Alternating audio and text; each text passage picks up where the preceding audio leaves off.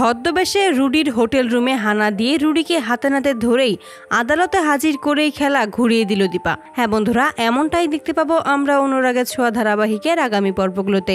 দীপার সন্দেহ হয় যে রুডি তার আশেপাশেই আছে, নিশ্চয়ই এই কাজটা রুডির হতে পারে। কৃষ্ণকে ফাঁসানোর জন্য রুডি হয়তোবা উদ্গ্রীব হয়ে আছে। রুডি চাইছিলই কৃষ্ণকে এই বাড়ি থেকে বের করে দিতে। তবে রুডি যদি এটা চেয়ে থাকে, এটা কোনোভাবে করে থাকে, তবে রুডি ভুলে গেছে এই দীপা সেনগুপ্ত এখনো বেঁচে আছে। দীপা সেনগুপ্তর পরিবারকে এত সহজে কেউ ভেঙে দিতে পারবে না। আমি আমার সর্বোচ্চ দিয়ে চেষ্টা করব আমার মেয়ের সংসার ঠিক করে রাখার। আমার মেয়ের সংসার আমি ভেঙে যেতে দেব না। তাই যেভাবেই হোক আমাকে ওই রুডিকে খুঁজে বের করতেই হবে এবং সকলের সামনে সত্যিটা নিয়ে আসতে হবে। অপরদিকে কুন্তলা যখন সেনগুপ্ত বাড়িতে এসে উপস্থিত হয়, তখনই সোনা বলে, আপনাকে আমার এখানে আর প্রয়োজন নেই, আপনি এখান থেকে এক্ষুনি বেরিয়ে যাবেন। আপনার সাথে যত কথা আছে সব আদালতেই হবে। এইসব কথা শুনেই কুন্তলা অপমানিত বোধ করে আর মনে মনে বলে, তুমি আমাকে এখান থেকে বের করে দিতে চাইছো? তবে সোনা, তুমি বুঝতেই পারছো না আমি তোমার এমন অবস্থা করব যে তুমি কখনোই এটা ভাবতেও পারোনি। সবকিছুই হবে আমার হাতের মুঠোয়, আমি যেভাবে চাইবো সেভাবেই হবে। এইসব বলেই কুন্তলা রেগে বাড়ি থেকে বেরিয়ে যায়। অপরদিকে কুন্তলা বেরিয়ে যাওয়ার সময় দীপা সেটা দেখতে পায়। দীপা তখন ভাবে এটাই সুযোগ, কুন্তলা নিশ্চয়ই রুডির কাছেই যাবে।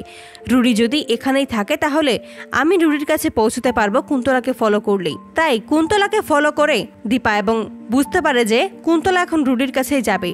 মনে মনে বলে, তাহলে রুডির কাছে শেষ অবধি আমি পৌঁছতেই পারবো। কুন্তলাকে ফলো করেই রুডি অবধি পৌঁছে যায় দীপা এবং সবকিছুই ভালোভাবে দেখে আবারও ফিরে আসে এবং পরের দিনই ছদ্মবেশে হোটেল ক্লিনার সেজেই রুডির ঘরে প্রবেশ করে।